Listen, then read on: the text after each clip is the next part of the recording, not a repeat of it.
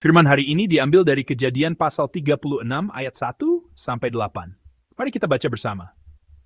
Inilah keturunan Esau, yaitu Edom. Esau mengambil perempuan-perempuan Kanaan menjadi istrinya, yakni Ada, anak Elon orang Het, dan Oholibama, anak Ana, anak Zibeon orang Hewi, dan Basmat, anak Ismael, adik Nebayot.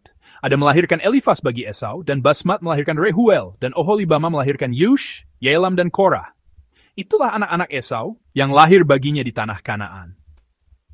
Esau membawa istri-istrinya, anak-anaknya lelaki dan perempuan, dan semua orang yang ada di rumahnya, ternaknya, segala hewannya, dan segala harta bendanya yang telah diperolehnya di tanah Kanaan.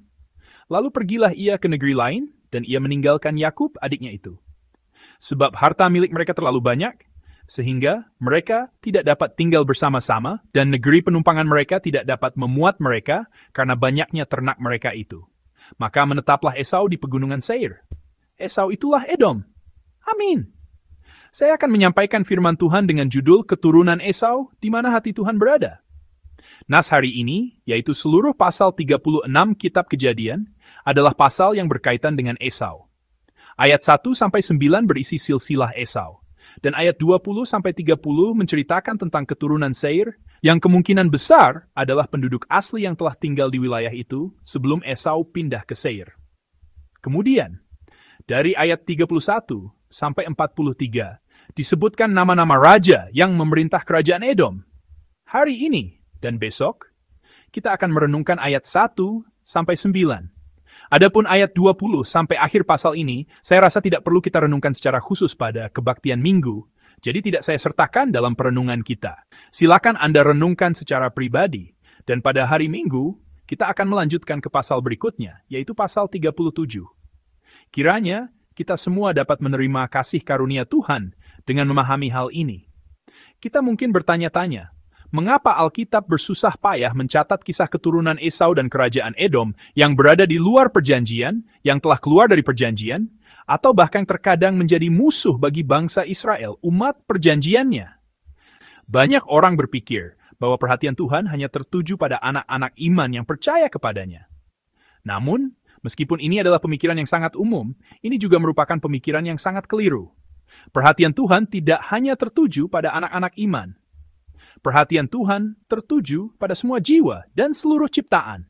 Contoh nyata dari kesalahpahaman manusia ini adalah ideologi bangsa pilihan orang Yahudi. Orang Yahudi berpikir bahwa mereka terima pilihan Tuhan, mereka adalah bangsa yang istimewa. Sebenarnya lah jika orang Yahudi berpikir bahwa Tuhan telah memilih mereka. Ini adalah pemikiran yang benar. Tuhan jelas memilih bangsa Israel dan menjadikan mereka umatnya. Namun, disinilah letak kesalahpahamannya. Kesalahpahaman itu adalah pemikiran bahwa Tuhan hanya menaruh perhatian pada orang atau bangsa yang telah Dia pilih. Oleh karena itu, mereka menganggap diri mereka lebih unggul dari bangsa lain dan dengan mudah merendahkan bangsa lain. Pemikiran ini adalah kesalahpahaman total tentang pemilihan Tuhan. Tuhan bukanlah pribadi yang membeda-bedakan orang atau membuat peringkat di antara manusia. Tuhan menaruh perhatian pada semua orang. Ada dua hal yang harus kita ingat agar tidak jatuh ke dalam kesalahpahaman seperti ini. Hari ini, saya akan membagikan firman yang berpusat pada dua hal tersebut. Pertama, kita harus memahami bagaimana pemilihan Tuhan terjadi. Sederhananya, ini tentang orang seperti apa yang Tuhan pilih. Kita harus memahami ini dengan baik. Jika kita salah memahaminya, kita akan menempuh jalan yang salah. Orang seperti apa yang Tuhan pilih? Mari kita lihat Abraham, Ishak, dan Yakub yang kita jumpai dalam kitab Kejadian. Apakah orang-orang yang Tuhan pilih memiliki syarat atau kualifikasi yang membuat mereka layak untuk dipilih? Misalnya, di antara saudara kembar, Tuhan memilih Yakub, bukan Esau yang sulung. Lalu, apakah Yakub memiliki kelebihan dibandingkan Esau? Sama sekali tidak. Faktanya, Tuhan memilih seseorang tanpa syarat apapun. Yakub dipilih bukan karena ia layak untuk dipilih. Demikian pula halnya ketika Tuhan memilih kita.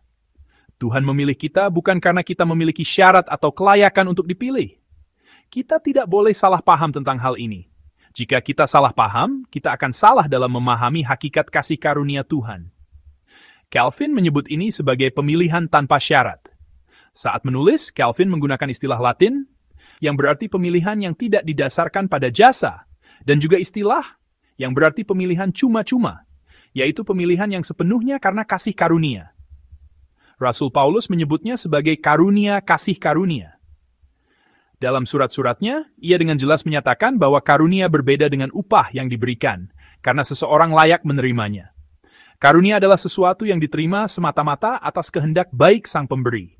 Oleh karena itu, alasan kita dipilih dan menerima kasih karunia ada pada Tuhan, bukan pada diri kita. Itulah sebabnya Rasul Paulus berkata, supaya jangan ada seorang pun yang memegahkan diri. Kita tidak boleh memegahkan diri atas kenyataan bahwa kita telah dipilih. Namun sayangnya, bangsa Israel, orang-orang Yahudi, hidup dengan terlalu membanggakan ideologi bangsa pilihan mereka. Jangan salah paham tentang pemilihan Tuhan. Pemilihan Tuhan adalah pemilihan orang-orang yang tidak layak melalui kasih karunia. Oleh karena itu, kita tidak dapat memegahkan diri, melainkan hanya bisa bersyukur. Orang yang telah dipilih harus senantiasa memikirkan bagaimana cara mengungkapkan rasa syukurnya. Inilah sikap paling mendasar dari orang-orang pilihan Tuhan. Kedua, kita harus merenungkan mengapa Tuhan memilih saya. Hal ini berkaitan dengan cara kita mengungkapkan rasa syukur atas pemilihan tersebut. Alasan Tuhan memilih kita adalah ini, agar melalui pemilihan itu, lebih banyak orang dapat diselamatkan. Tuhan tidak bermaksud berhenti dengan memilih saya saja. Kita tidak boleh lupa bahwa Tuhan memilih saya agar melalui saya. Dia dapat menjangkau lebih banyak orang. Kita harus selalu mengingat hal ini. Orang yang menyadari bahwa pemilihannya adalah murni kasih karunia, sehingga ia tidak dapat memegahkan diri, akan menjalani hidupnya dengan penuh syukur. Ia akan berusaha dan berjuang agar kasih karunia pemilihan itu dapat mengalir kepada orang lain.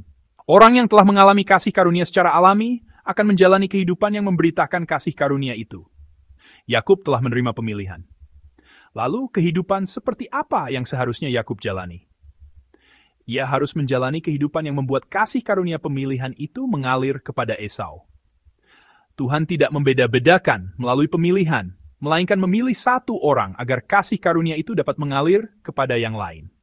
Tuhan ingin agar anugerah pemilihannya diperluas. Jadi, alasan Tuhan memilih Yakub bukanlah untuk menyingkirkan Esau. Sebaliknya, tujuannya adalah agar melalui berkat yang dinikmati Yakub, Esau pun dapat mengalami kasih karunia Tuhan dan pada akhirnya turut dipilih. Untuk menyelamatkan Esau, Tuhan memilih Yakub. Ini poin yang sangat penting. Kita, sebagai orang percaya, harus selalu ingat bahwa Tuhan memilih Yakub bukan hanya untuk Yakub sendiri, melainkan juga untuk Esau. Kerinduan hati Tuhan yang terdalam adalah agar Esau, saat melihat berkat yang diterima Yakub, dapat menyadari bahwa Tuhan itu hidup dan kembali kepadanya.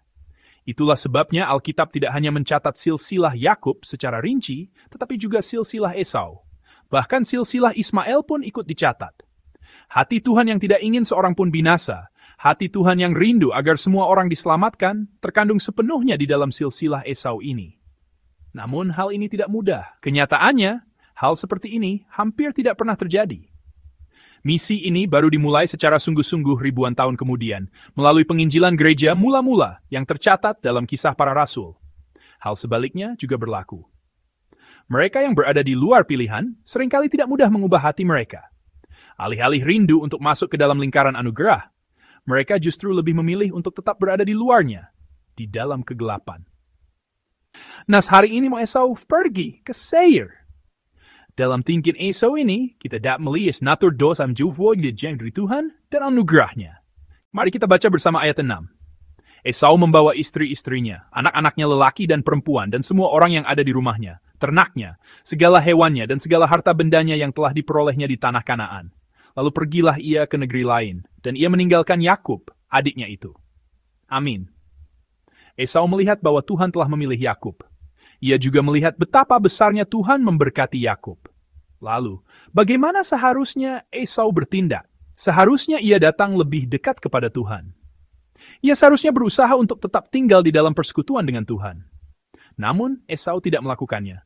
Ia justru pergi ke arah yang berlawanan. Ia keluar dari tanah Kanaan. Bagian akhir ayat 6 mencatat, lalu pergilah ke negeri lain dan menjauhi Yakub, adiknya itu. Tercatat bahwa ia mengambil semua harta yang dikumpulkannya di tanah Kanaan dan pergi meninggalkan Yakub. Bagi Esau, inilah kesalahan terbesarnya, yang paling fatal. Seharusnya ia berusaha untuk tetap tinggal di dalam perjanjian berkat yang mengalir di rumah ayahnya. Namun, Esau terlalu mudah membelakangi perjanjian itu, meninggalkannya, dan keluar darinya. Ia pergi menuju Seir, yang berada di luar lingkup perjanjian. Ia telah terpental keluar dari anugerah. Saudara-saudari yang terkasih, Tuhan adalah Tuhan atas seluruh umat manusia. Kemarin saya menyampaikan bahwa iman adalah penantian. Hari ini, melalui nas ini, kita dapat mengetahui bahwa Tuhan kita telah lebih dahulu menanti, dan Dia telah menanti untuk waktu yang sangat lama. Silsilah Esau yang termaktub di dalam Alkitab membuat kita merasakan penantian Bapa. Di dalam silsilah inilah terkandung hati Tuhan yang tidak ingin kehilangan Esau. Tuhan sama sekali tidak menganggap wajar jika Esau berada di luar perjanjian.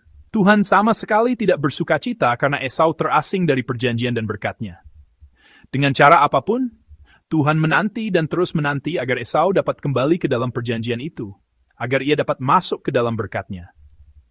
Itulah sebabnya Alkitab tidak hanya mencatat silsilah anak-anak perjanjian, tetapi juga silsilah anak-anak di luar perjanjian. Tidak satu nama pun dihapus. Semuanya dibiarkan tercatat apa adanya. Saudara-saudari yang terkasih, biarlah hari ini menjadi hari di mana kita lebih memahami hati Tuhan ini. Biarlah hati kita berada di tempat hati Tuhan berada. Hati Bapa yang tidak ingin melupakan nama anak-anak yang telah meninggalkan perjanjian, yang mencatatnya di dalam Alkitab, dan yang menanti kepulangan mereka. Di dalam silsilah Esau, hati Allah Bapa ini dinyatakan. Kiranya hari ini kita memandang jiwa-jiwa di sekitar kita dengan hati Bapa yang menanti. Hati yang terukir dalam silsilah Esau, yun hidup, sudah senda bati Elohim, kita ini. Dalam Forsifia Gacu.